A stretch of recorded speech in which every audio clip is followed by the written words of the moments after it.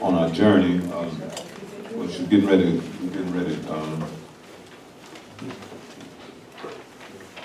I always do this. Amy Frederick and Ellen Polinsky, did I say it right? Yeah, of National Endowment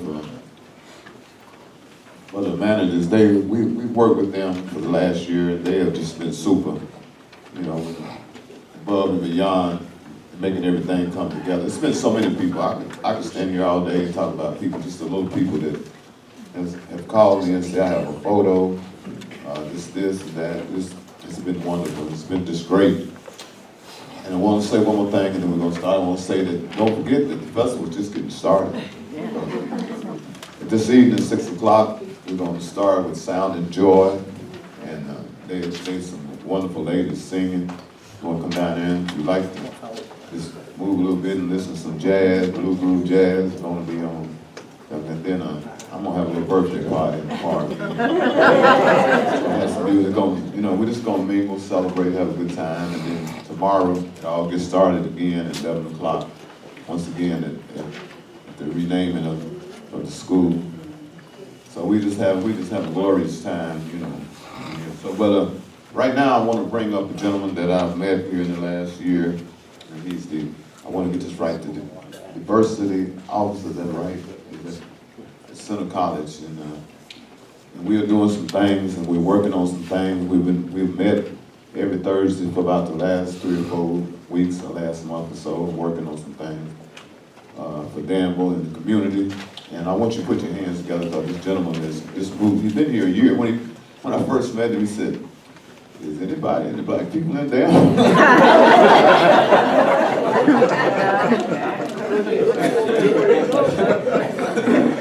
He said, "I've been here a while. I haven't seen too many people." I said, "Well, you know, then go to Walmart. You see them. I go to church. You see them. We ain't got the Market Rosa no more, so our swingland of those clubs where you were sure to see some on Saturday night, you know. Anyway, I'm gonna bring him up. I'm not sure. When I gave him what he was gonna talk about, I said progress, but I know he's much more than that. So, ladies and gentlemen, put your hands together, Mr. Rodmon King.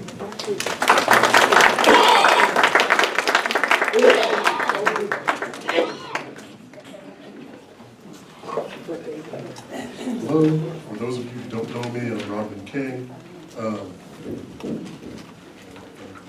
Can y'all hear me? No. No. Can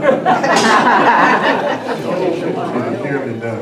Yeah. Sound like a commercial. All right. I'm Dr. Rodmon King.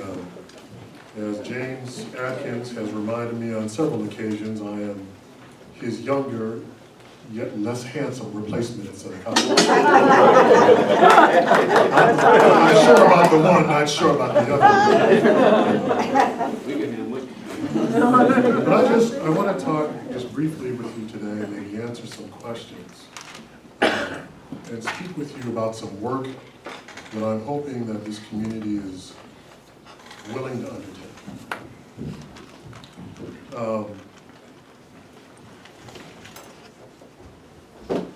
As we are here today to celebrate the history of 2nd Street, lives of consequence and meaning, the preservation of the name and history of Bates School, we should be aware that history is not something that is just in the past. We are creating history right now. The very presence in this room, this is creating history. History is alive. So I just want us to take a minute, if you're going to be willing to take a journey with me, to think about the city. I'm going to describe this city to you, and then I'm going to talk about some work that just regular old folks in the city undertook to address some of its problems. It is a medium-sized to small city in this country. Some folks might say it's more of a town than a city. There are two larger cities nearby, one 45 minutes away, one roughly about an hour and a half, hour, 20 minutes away. It is a city that has a diverse community, but you may not first notice that, depending on where you go. If you stay a while and talk to the right folks, then you'll see there's actually quite a lot of different folks around this city. It's a city where there's a great amount of talent, but also some great struggles. Like many cities in this country, it is mired in the midst of an opioid and drug crisis that is consuming the lives of young people and some older folks. It's a city that lacks adequate public transportation to meet the needs of its population, both those who are aged, those who are differently able, young families. It is a city that is mired in generational upon generation of poverty. That is marked by invisible walls that separate people along the ages across age, race, social class, and sometimes what church you go to. It's a city where, by and large, if you've lived there long enough, you know your place. You know the things that you're supposed to talk about, who you can talk to them about with, where you can go and where you can't go. It's a city where the deeper problems of racism, classism, lie under the surface and are not part of the polite conversations. It's a city with a top 50 liberal arts college that pays no taxes, and where there is tension between the employees of the college and the staff and faculty and students and the members of the community. And some people are like, no taxes, nonprofit status. Speak up a little bit. Yes. Now, before I show you some slides and so forth, I'm going to ask you, what city am I talking about? How many, raise your hand if you think I'm talking about Danville, Kentucky? Barstown. I am not talking about Danville. I am talking about Geneva, New York. Before I came here, I spent more than a decade of my life working in and being a member of the community in Geneva, New York. And one of the things that surprised me moving down here is how similar Geneva, New York is to Danville, Kentucky.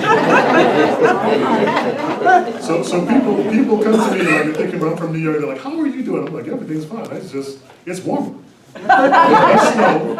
And other than that, everything is pretty much the same. The challenges are the same, the potential is the same, all of these things are the same. What I want to get and hope that you're willing to take a journey with me on is a process of dialogue. Now, the minute that word comes out of my mouth, there are going to be folks saying, look, we are tired of talking. We've had community dialogues and so forth. Nothing changes. You can talk and talk and talk, and nothing happens. But there's a way of doing dialogue. There's a way of engaging people that if folks in this community are willing to try, it can actually bear results. And I'm not talking about dreams or hypotheticals. I want to share with you a journey that some members of Geneva, New York took that is a similar journey that people in this community can take as well. Just quick. Function 8? Yeah, function 8. And then you hit it should give you the option to duplicate screen. Is it not good? We'll get in there. Hey, you know what? Why it decides it wants to reset itself is beyond me.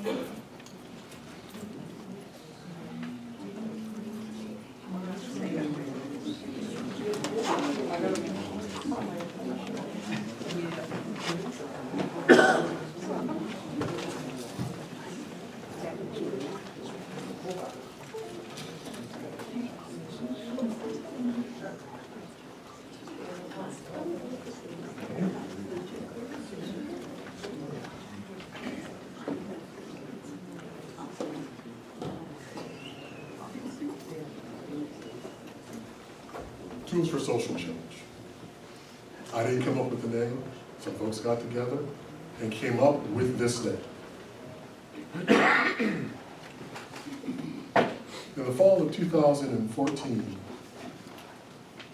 a bunch of folks got together simply because they were tired of watching the problems in the city and feeling like they couldn't do anything about it. A lot of them felt like their votes didn't count. They've been part of various groups and been part of the Kiwanis Club or done other things, and were part of churches and ran clothing closets, but they weren't seeing the deep change that they wanted to see in the community. So,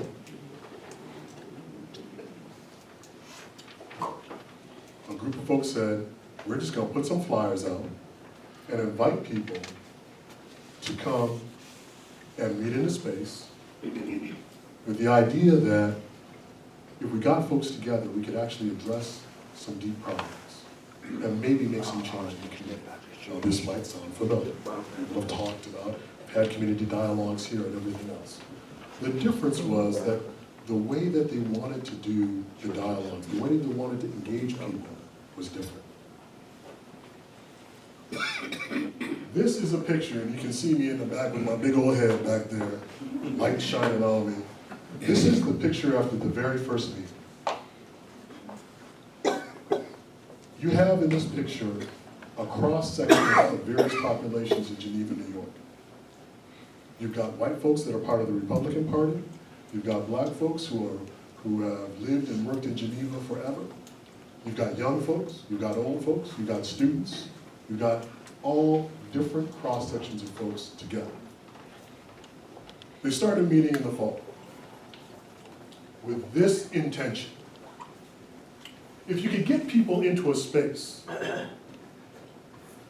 where the intention was to build an interpersonal connection and understanding with one another, where you can actually break down some of the barriers that separate people, and then use that trust to talk about what kind of rights the residents of the city should have, what kind of participation in the processes that they should have, about how we are all situated in the structures that advantage some of us and disadvantage others. And that all of this, the strength and trust built here, can somehow lead to collective empowerment that can change the city of Geneva, New York. So I'm going to ask just a quick question, right? I want you to look around the room for a second, right? How many of you know at least one other person in this room? How many of you know somebody in this room and know them for more than 10 years? Okay, all right. Now I want you, I can't get everybody, but I want you, how many of you who know this person for 10 years know the story of how they got their name? Now, just put your hands down. So what is this man talking about? Here's a very quick lesson. You can be around people, you can live around people without knowing a lot about them. So, see, everyone's got a name, and it's amazing. And there's an exercise that I've done in various places, how people who have lived and worked with folks, even people that are blood related and family, don't know much about them. In some families, a name is part of your history. Names are passed down, people are named intentionally, right? My parents named me Rodmon. My father is from the Caribbean, he's from Cat Island. That is a family name.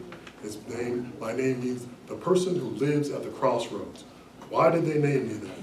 They named me that because when my parents were moving to upstate New York from Syracuse, New York, where my father went to school, the riots were going down and they shut down the thruway. It's like this boy is born into uncertain times at a crossroad for the nation. So that's the name they gave me, which most people can't pronounce. But just something as simple as sharing the story of your name opens up connections And if you build those connections, you can build trust. If you build trust, then you can do work. Now, I want to emphasize that the people who are part of this process, and I'll move quickly, I'll give you some time for some questions and so forth. These weren't college professors, not people with PhDs. These are not the presidents of the Rotary Club. This is not the person chairman of the board of the bank. These are just regular old folks in Geneva, New York.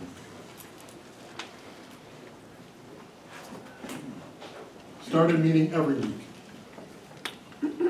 About 150 to 200 people participated, up until the time that I left and came down here.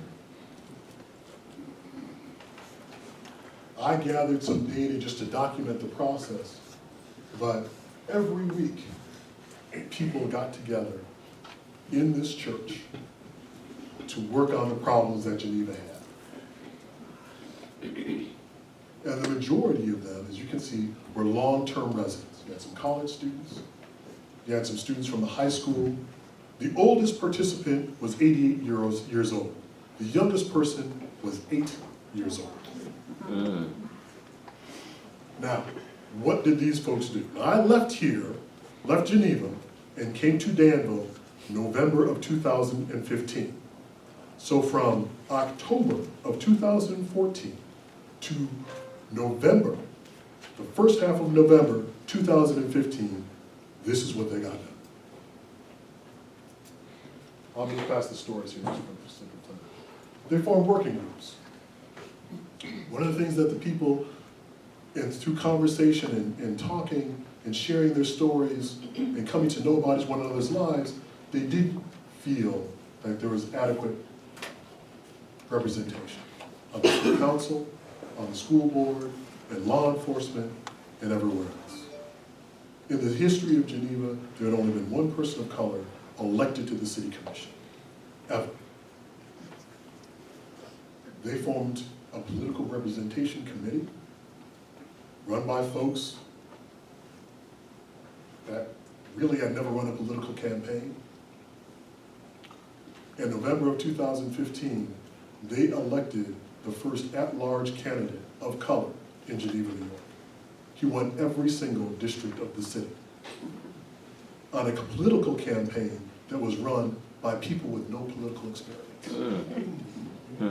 Not only that, but they formed a candidates night at the local high school, where the candidates running for every position in office in the city had to sit down with the people that they represented and talk to them. Not give a speech, but talk to them.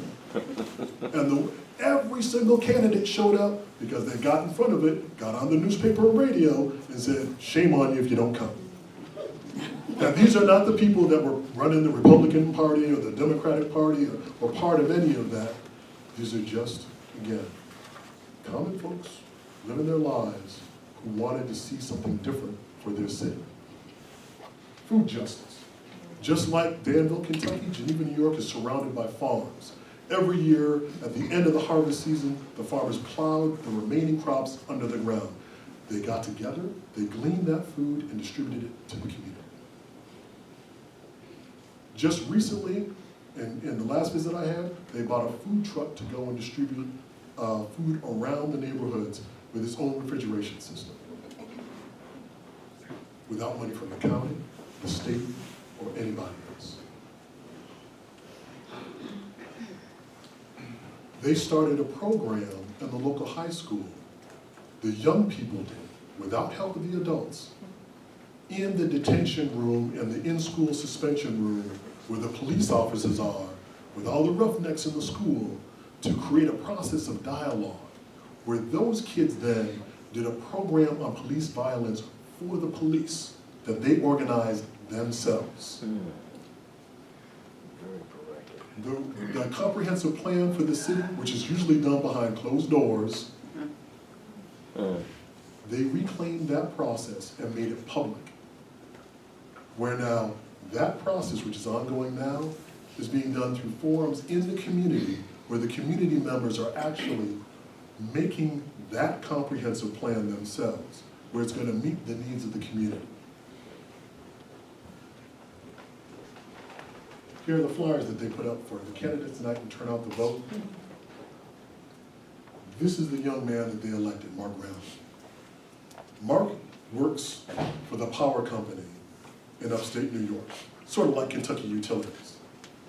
He never went to college, he's not a college-educated man, anything else. He won the election.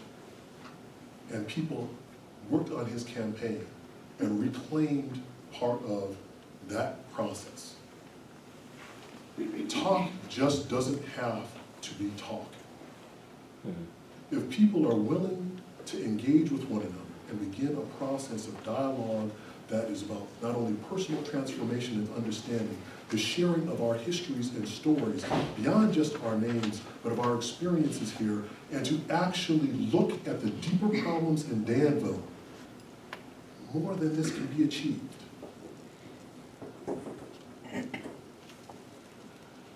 I am hoping that not only you folks in this room, but other folks in this community will be willing to take part in a process like this.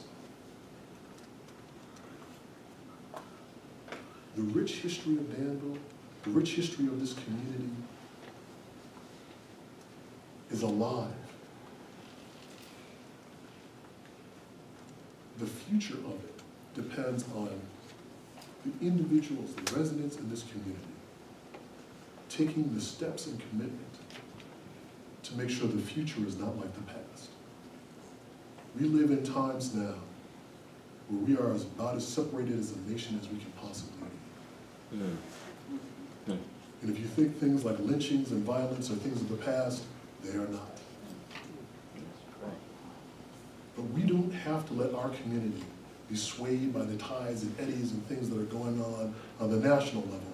We can determine who we want to be as a community and make that a reality. So I'm done with my guns. If you have questions for me, I'll answer them. If not, I'll get out of the way because we have a fantastic keynote. We have some other folks up here that are coming up, and I know the time is moving on. So are there any questions? Yes. So how do we make this happen? You need a space, Okay. right? And you need people who are willing to show up. And when I say a space, I'm gonna just, much to my detriment, I tend to be an honest person. When I was a younger man in high school, I told my pastor back home that I had intentions to ask his daughter out, and he preached on me for 4 Sundays straight. I just went to the man and said, look, I have intentions, I'm I want to date your daughter. He preached from the Old Testament, the New Testament, and up the side of a couple other books that I never heard of before. If we're going to talk about space, then we need to think about the spaces that are marked by privilege. Intentionally, when the folks got together for Tools for Social Change, they went to the places that people normally don't go. They went to the ward of the city that was the wrong side of the tracks. And they went to a place where there was space, but there are people in Geneva who lived for generations who didn't go over there because that's where the projects were, and that's where the low-income housing was. But that's where the dialogue and the actions took place.